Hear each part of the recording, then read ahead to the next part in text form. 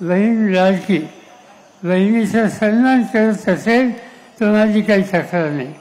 बहिणीला महत्त्व देत असेल माझी अजिबात त्याला विरोध नाही. जरूर तुम्ही सन्मान करा.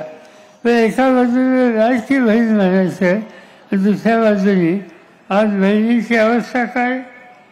आज ज्यांच्या हातात सरकार आहे त्यांच्या कालखंडामध्ये 2 वर्षामध्ये महिलांच्यावर अत्याचार किती झाले याची आकडेवारी तुम्हाला ठाऊक आहे.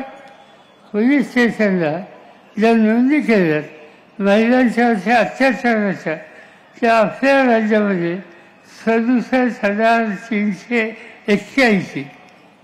विचार करा, 67,000 वडिलांच्यावर अत्याचार केले जातात.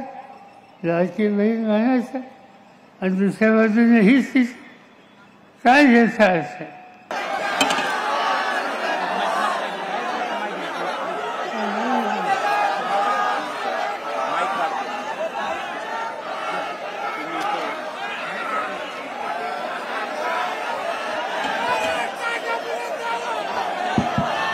यानंतर पवार साहेब मार्गदर्शन करत आहेत.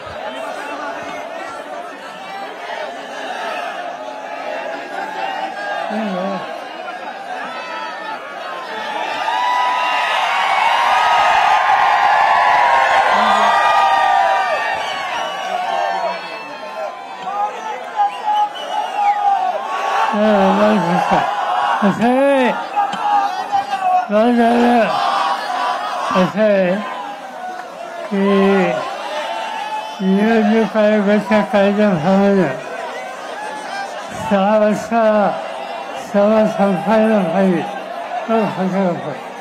12 गोष्टीचा लवलौकिक हा देशामध्ये आज देशाच्या कानाकोपऱ्यात कुठेही ना 12 गोष्टीचं नाव काढलं की ते नाव घेतात. कोणाचं नाव घेतात. देशाच्या कानाकोपऱ्यात कुठेही आता ही पद्धत तुझं चालू ठेवायची नाही. ही परंपरा पुन्हा चालू ठेवायची असेल तर यासाठी पुढची पिढी, कर्तव्य पिढी, ज्ञानी पिढी तिची आज महाराष्ट्राला बारामतीला आवश्यकता आहे. आणि त्याच्याच हेतूनं योगेंद्राची उमेदवारी तुला सगळ्यांच्या समोर दिली. मला आग्रह तुम्हाला सगळ्यांना आहे की मताचा विक्रम करा, मोठ्या मतांनी त्यांना विजयी करा.